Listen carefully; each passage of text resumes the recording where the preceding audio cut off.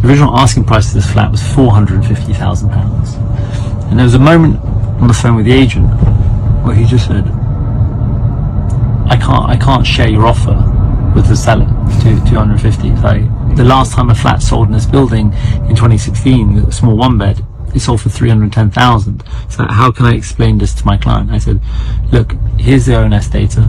Prices are down 15% year on year in prime central London, Kensington specifically. I said, the market has collapsed. The reason why they will accept this offer is because they got no other option. They're on their offers, they want to get out. I said, the stress sell.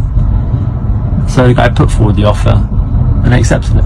£250,000. People cannot believe to the extent central London's collapsed. And what it marks is a tipping point of where so many people out there believe that that asset is worth a certain value, and really it's not. And it's only when they really come to sell it. This guy starts at £450,000, ended up at 250.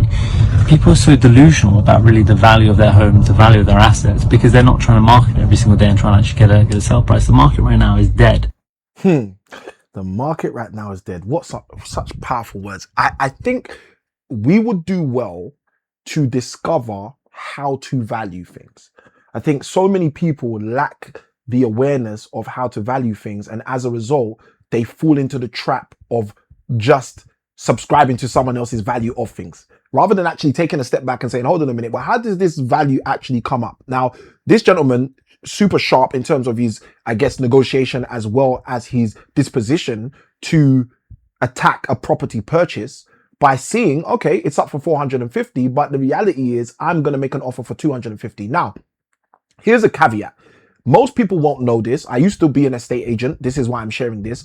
Most estate agents will not share that offer, which is why I'm super glad that he shared in the video that the estate agent told him, I don't know how to share that offer. And the reason why is because of pride, right? Now, the Bible says it way better than I can say it. It says pride comes before a fall. And what does that mean? That means that before people fall down, before people are destroyed, before people mess up in life, pride is usually the actual key core ingredient.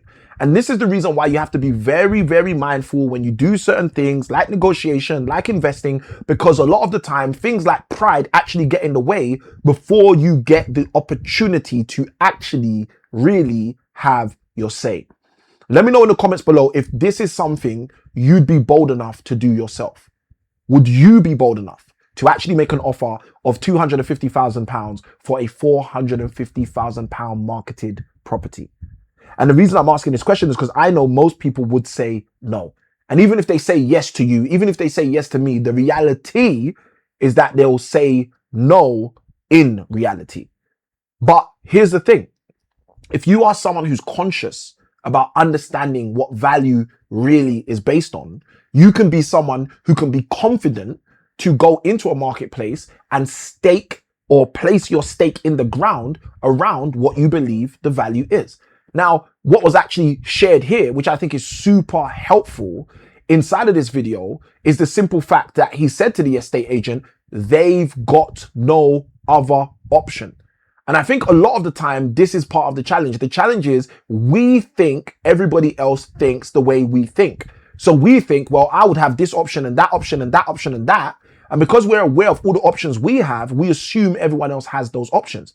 But when you take a step back and actually do the work of discovering what value is based on, the work of discovering how things pan out, how prices are actually set, why they're set, what supply and demand is, the impact it has. And I'm not just talking about going and doing a degree in economics, because that's not the answer, right? Having an economics degree is not the answer to understand how a market is valued and how a market moves, right? It may help, but it's not the answer. It's not the key core attributes necessary. But when you get to a place where you can understand what value is and how it's undergirded, what is actually the foundational value. Like, for example, in this video, what was shared was the ONS data shows, okay? Office of National Statistics, ONS. The ONS data shows that central prime London property has been dropping by 15% year on year, right? So he's now coming to the table with factual information. Now, this information might be right, it might be wrong. He could have made it up in his head. It doesn't make a difference. What makes a difference is the fact that he was confident about it and he was able to present it. Now, I am no way, shape or form telling you to embellish or lie about the data that you're bringing to the table. But what I'm saying to you is the estate agent most likely didn't know whether that would be the truth or not. The estate agent should have known whether that was the truth or not. I believe it is the truth, right? But I'm just saying that it's the confidence of sharing that message that would have piqued the interest of the agent to say, okay, I'll take a punt. I'll put the offer in front of them. And the reality is, if more estate agents did what they were supposed to do, their actual job, and made the offers that actually come to them, in most cases, more people would get deals like this, and there'll be so many more success stories out there in the landscape. But the reason there aren't as many success stories of things like this is because most estate agents, through means of pride, and I know because I used to be one, okay? My first full-time job was as an estate agent. And I know what it's like when you've built rapport with a seller. You've told them, yeah, we can get it for you. We can get you 500, even though you think you'll only get 450. I've been there. I'm reformed. All right. I'm a reformed estate agent addict. Right. But the reality is, when you build relationships based on flattery, and the Bible talks about this quite deeply in Proverbs chapter 28. But when you build relationships based on flattery, and then later on you have to deal with reality, that is a harsh pill to swallow. And this doesn't just relate to estate agents and property. This relates to life. If you're the person who's out there flattering people to get your way, well, over time, the day is going to come. And when that day comes, how are you going to deal with it? Well, you're going to have to deal with it. And the best way to deal with it, I'm going to be very transparent. It's not something you're going to like, but the best way to deal with it is how the Bible tells you to deal with it. It says that humility comes before honor. The best way to deal with it is to be humble and just literally say, look, this is the situation. This is where we're at. And this is exactly what's happened to allow this gentleman to be able to buy a £450,000 valued property in central London for £250,000. That is close to a 50% reduction from the marketing price. Now, a question you might ask yourself is, what would you do if you were able to acquire properties at close to a 50% reduction on its marketing price? I know what you'd do. You'd become a multi-millionaire in no time, because you'd become competent by walking out with confidence. This kind of a strategy. And the only thing that's stopping you from doing that is your actual belief right now. Because for most people, those deals, those opportunities, those properties are out there. And if you think about the numbers, if we break this down real quickly, £250,000 to buy an apartment or flat in central London, you're literally buying a flat in central London for the same price people are buying flats in East London. People are buying flats in South London.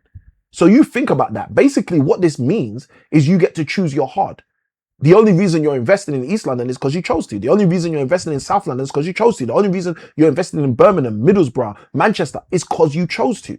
Because the opportunities are there if you know what you're doing. And the only real challenge that most of us actually have is that we've never taken time out to discover what we're doing.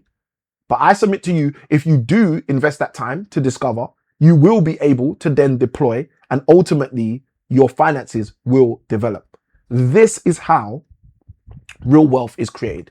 It's created by that discovery process, so we can start to deploy, take action with that process, and ultimately develop through that process.